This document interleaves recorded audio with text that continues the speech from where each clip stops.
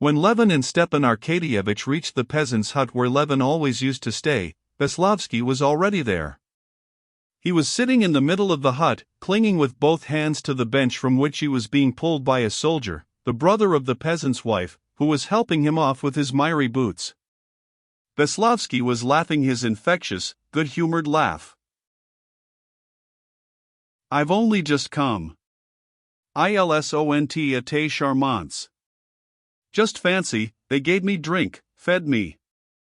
Such bread, it was exquisite. Delicious. And the vodka, I never tasted any better. And they would not take a penny for anything. And they kept saying, 'Excuse our homely ways.' What should they take anything for? They were entertaining you, to be sure." "Do you suppose they keep vodka for sale?" said the soldier, succeeding at last in pulling the soaked boot off the blackened stocking. In spite of the dirtiness of the hut, which was all muddied by their boots and the filthy dogs licking themselves clean, and the smell of marsh mud and powder that filled the room, and the absence of knives and forks, the party drank their tea and ate their supper with a relish only known to sportsmen. Washed and clean, they went into a hay barn swept ready for them, where the coachman had been making up beds for the gentlemen. Though it was dusk, not one of them wanted to go to sleep. After wavering among reminiscences and anecdotes of guns, of dogs, and of former shooting parties, the conversation rested on a topic that interested all of them. After Vasenka had several times over expressed his appreciation of this delightful sleeping place among the fragrant hay, this delightful broken cart, he supposed it to be broken because the shafts had been taken out, of the good nature of the peasants that had treated him to vodka, of the dogs who lay at the feet of their respective masters, Oblonsky began telling them of a delightful shooting party at Malthus's, where he had stayed the previous summer. Malthus was a well-known capitalist, who had made his money by speculation in railway shares. Stepan Arkadyevitch described what grouse-moors this Malthus had bought in the Tver province, and how they were preserved, and of the carriages and dog-carts in which the shooting party had been driven, and the luncheon pavilion that had been rigged up at the marsh. "I don't understand you," said Levin, sitting up in the hay. "How is it such people don't disgust you? I can understand a lunch with Lafitte is all very pleasant, but don't you dislike just that very sumptuousness?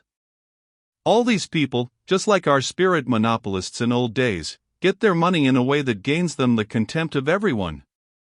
They don't care for their contempt, and then they use their dishonest gains to buy off the contempt they have deserved." "Perfectly true," chimed in Vasenka Veslovsky. "Perfectly. Oblonsky, of course, goes out of bonhomie, but other people say, well, Oblonsky stays with them." "Not a bit of it." Levin could hear that Oblonsky was smiling as he spoke. "I simply don't consider him more dishonest than any other wealthy merchant or nobleman. They've all made their money alike, by their work and their intelligence."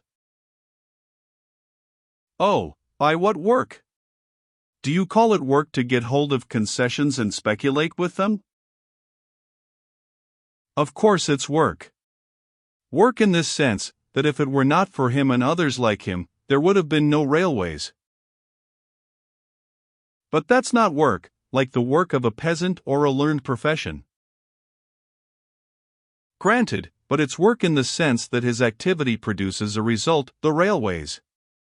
But of course you think the railways useless."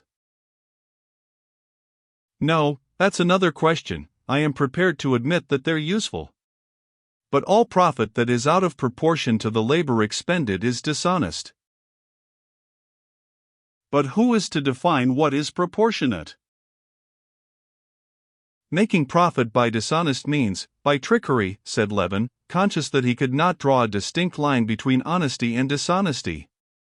"Such as banking, for instance," he went on.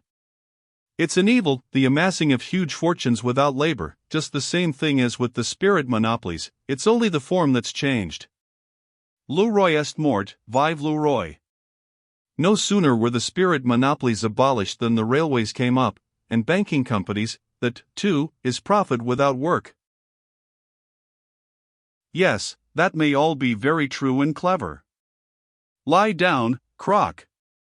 Stepan Arkadyevitch called to his dog, who was scratching and turning over all the hay.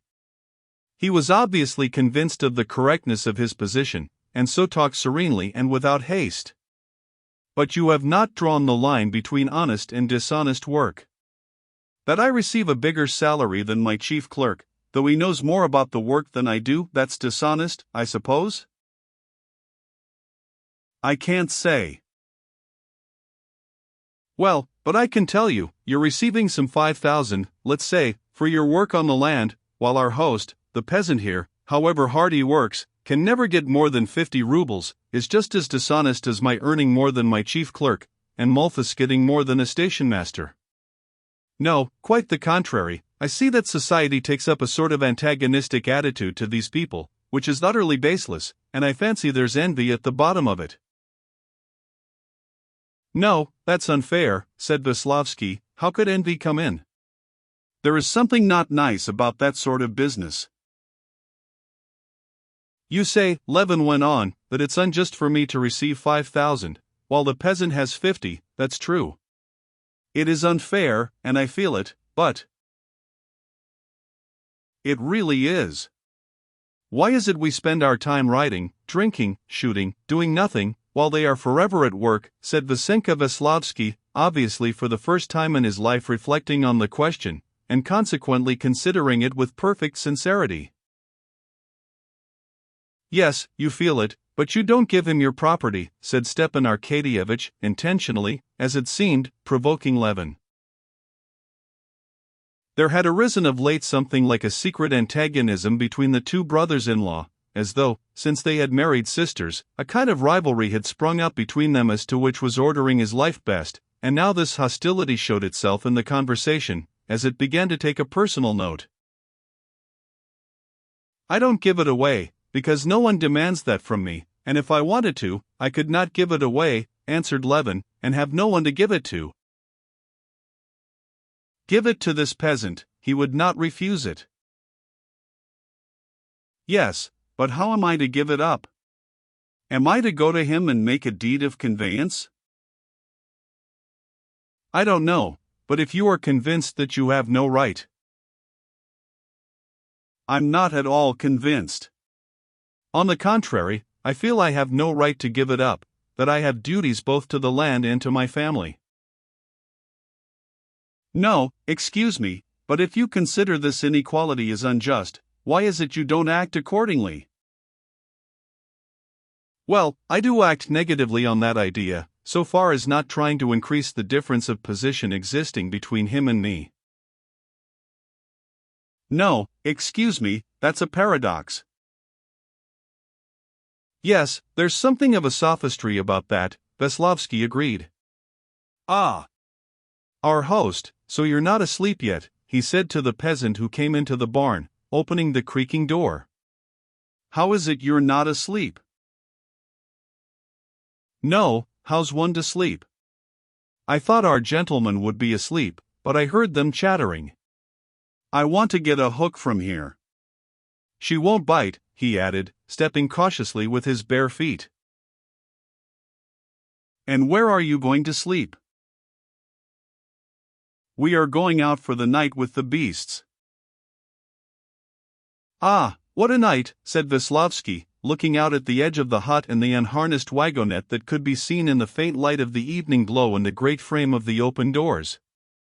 But listen, there are women's voices singing, and, on my word, not badly too. Who's that singing, my friend? That's the maids from hard by here. Let's go, let's have a walk. We shan't go to sleep, you know. Oblonsky, come along. If one could only do both, lie here and go, answered Oblonsky, stretching. It's capital lying here. Well, I shall go by myself, said Veslovsky, getting up eagerly, and putting on his shoes and stockings. Goodbye, gentlemen. If it's fun, I'll fetch you. You've treated me to some good sport, and I won't forget you. "He really is a capital fellow, isn't he?" said Stepan Arkadyevitch, when Veslovsky had gone out and the peasant had closed the door after him. "Yes, capital," answered Levin, still thinking of the subject of their conversation just before. It seemed to him that he had clearly expressed his thoughts and feelings to the best of his capacity, and yet both of them, straightforward men and not fools, had said with one voice that he was comforting himself with sophistries. This disconcerted him. "It's just this, my dear boy. One must do one of two things: either admit that the existing order of society is just, and then stick up for one's rights in it, or acknowledge that you are enjoying unjust privileges, as I do, and then enjoy them and be satisfied. No, if it were unjust, you could not enjoy these advantages and be satisfied, at least I could not. The great thing for me is to feel that I'm not to blame." "What do you say? Why not go after all?" said Stepan Arkadyevitch, evidently weary of the strain of thought. "We shan't go to sleep, you know. Come, let's go." Levin did not answer. What they had said in the conversation, that he acted justly only in a negative sense, absorbed his thoughts. Can it be that it's only possible to be just negatively, he was asking himself. "How strong the smell of the fresh hay is, though," said Stepan Arkadyevitch, getting up. "There's not a chance of sleeping. Vasenka has been getting up some fun there. Do you hear the laughing in his voice? Hadn't we better go? Come along." "No, I'm not coming," answered Levin. "Surely that's not a matter of principle too," said Stepan Arkadyevitch, smiling, as he felt about in the dark for his cap. "It's not a matter of principle, but why should I go?"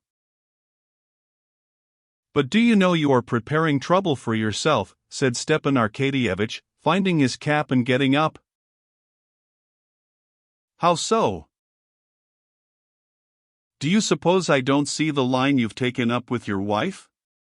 I heard how it's a question of the greatest consequence, whether or not you're to be away for a couple of days shooting. That's all very well as an idyllic episode, but for your whole life that won't answer. A man must be independent, he has his masculine interests." "A man has to be manly," said Oblonsky, opening the door. "In what way?" "To go running after servant girls," said Levin. "Why not, if it amuses him? C'est an entire pas à consequence. It won't do my wife any harm, and it'll amuse me. The great thing is to respect the sanctity of the home. There should be nothing in the home. But don't tie your own hands." "Perhaps so," said Levin dryly, and he turned on his side. "Tomorrow, early, I want to go shooting, and I won't wake anyone, and shall set off at daybreak." Messrs. Venus Vite, they heard the voice of Veslovsky coming back. "Charmanti. I've made such a discovery. Charmanti. A perfect Gretchen, and I've already made friends with her. Really, exceedingly pretty," he declared in a tone of approval, as though she had been made pretty entirely on his account, and he was expressing his satisfaction with the entertainment that had been provided for him. Levin pretended to be asleep, while Oblonsky, putting on his slippers and lighting a cigar, walked out of the barn, and soon their voices were lost. For a long while Levin could not get to sleep. He heard the horses munching hay, then he heard the peasant and his elder boy getting ready for the night, and going off for the night watch with the beasts, then he heard the soldier arranging his bed on the other side of the barn, with his nephew, the younger son of their peasant host.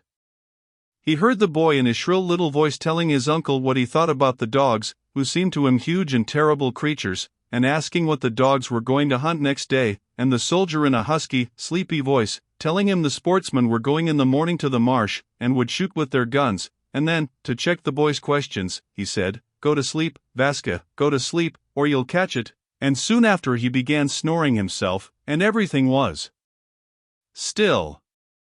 He could only hear the snort of the horses, and the guttural cry of a snipe. Is it really only negative? He repeated to himself. Well, what of it? It's not my fault. And he began thinking about the next day. Tomorrow I'll go out early, and I'll make a point of keeping cool. There are lots of snipe, and there are grouse too. When I come back there'll be the note from Kitty. Yes, Stiva may be right, I'm not manly with her, I'm tied to her apron strings. Well, it can't be helped. Negative again. Half asleep, he heard the laughter and mirthful talk of Veslovsky and Stepan Arkadyevitch. For an instant he opened his eyes, the moon was up, and in the open doorway, brightly lighted up by the moonlight, they were standing talking. Stepan Arkadyevitch was saying something of the freshness of one girl, comparing her to a freshly peeled nut, and Veslovsky with his infectious laugh was repeating some words, probably said to him by a peasant. Ah, you do your best to get round her. Levin, half asleep, said. Gentlemen, tomorrow before daylight, and fell asleep.